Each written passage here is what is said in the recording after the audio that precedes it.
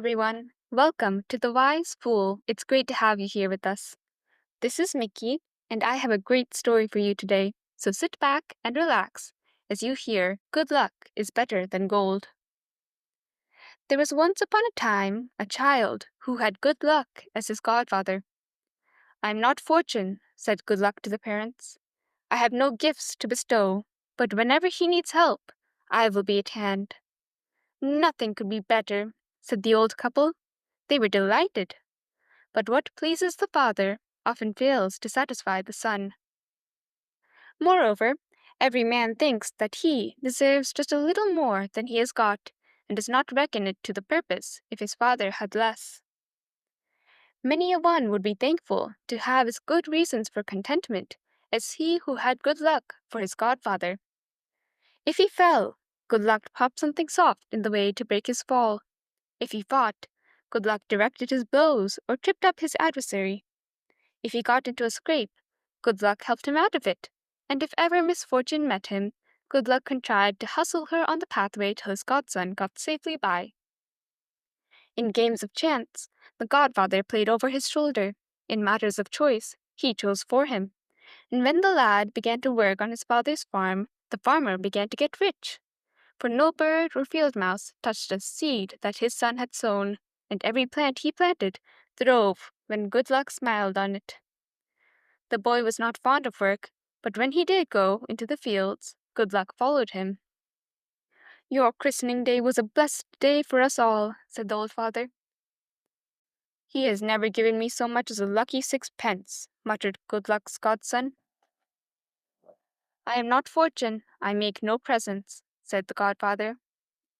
By and by, the old farmer died, and his son grew up and had the largest farm in the country. The other boys grew up also, and as they looked over the farmer's boundary wall, they would say, Good morning, neighbor. That is certainly a fine farm of yours. Your cattle thrive without loss. Your crops grow in the rain and are reaped with the sunshine. Mischance never comes to your road.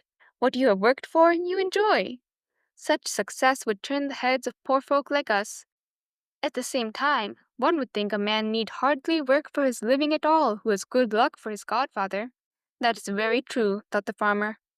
Many a man is prosperous and reaps what he sows, who had no more than the clerk and the sexton for parents at his christening. What is the matter, godson? Asked Good Luck, who was with him in the field. I want to be rich, said the farmer. You will not have to wait long, replied the godfather. In every field you sow, in every flock you rear, there is increase. Your wealth is already tenfold greater than your father's. Aye, replied the farmer. Good wages for good work. But many a young man has gold at his command who need never turn a sod, and none of the good people came to his christening. Fortunatus's purse now, or even a sack or two of gold. Peace, cried the godfather. I have said that I give no gifts. Though he had not Fortunatus's purse, the farmer now had money and to spare. And when the harvest was gathered in, he bought a fine suit of clothes, and took his best horse, and went to the royal city to see the sights. The pomp and splendor, the festivities and fine clothes dazzled him. This is great life that these young courtiers lead, said he. A man has nothing to do but to enjoy himself. If he has plenty of gold in his pocket, said a bystander. By and by, the princess passed in her carriage. She was the king's only daughter. She had hair made of sunshine, and her eyes shone like stars. What an exquisite creature, cried the farmer. What would one not give to marry her? She has as many suitors as hairs on her head, replied the bystander. She wants to marry the Prince of Moonshine, but he only dresses in silver, and the king thinks he might find a richer son-in-law. The princess will go to the highest bidder. And I have good luck for my godfather, and I'm not even at court? Cried the farmer, and he put spurs to his horse and rode home. Good Luck was taking care of the farm. Listen, godfather, cried the young man. I am in love with the king's daughter and want her as my wife. It is no easy matter, replied Good Luck, but I will do what I can for you. Say that by good luck you saved the princess's life, or perhaps better the king's, for they say he is selfish. Tush, cried the farmer. The king is greedy and wants a rich son-in-law. A wise man may bring wealth to a kingdom with his head if not with his hands, said Good Luck, and I can show you a district where the earth only wants mining to be flooded with wealth. Besides, there are 1,000 opportunities that can be turned to account and influence. By wits and work, and with good luck to help him, many a poorer man than you has risen to greatness. Wits and work? Cried the indignant godson. A fairy would have made a better godfather. Give me as much gold as will fill 3 meal bins, and you may keep the rest of your help for those who want it. Now at this moment, by good luck, stood Dame Fortune. She liked handsome young men, and there was some little jealousy between her and the godfather, so she smiled at the quarrel. You would rather have had me for your godparent, said she. If you would give me 3 wishes, I would, replied the farmer boldly, and I would trouble you no more. Will you pass him over to me? Said Dame Fortune to the godfather. If he wishes it, replied Good Luck. But if he accepts your gift, he has no further claim on me. Nor on me either, said the dame. Listen, young man, you mortals are apt to make a mess of your 3 wishes, and you may end up with a sausage on your nose like your betters. I have thought of it too often, replied the farmer, and I know what I want. For my first wish, I desire imperishable beauty. It is yours, said Dame Fortune, smiling as she looked down at him. The face of a prince and the manners of a clown are poor partners, said the farmer. My second wish is for suitable learning and courtly manners, which cannot be gained at the plough-tail. You have them in perfection, said the dame, as the young man thanked her by a graceful bow. Thirdly, said he, I demand a store of gold that I can never exhaust. I will lead you to it, said Dame Fortune, and the young man was so eager to follow her that he did not even look back to bid farewell to his godfather. He was soon at court. He lived in the utmost pomp. He had a suit of armor made for himself out of beaten gold.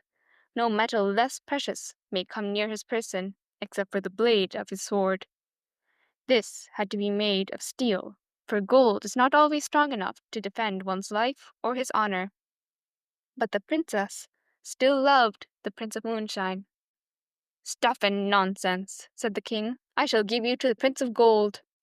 I wish I had good luck to please her, muttered the young prince. But he had not, for all his beauty and his wealth.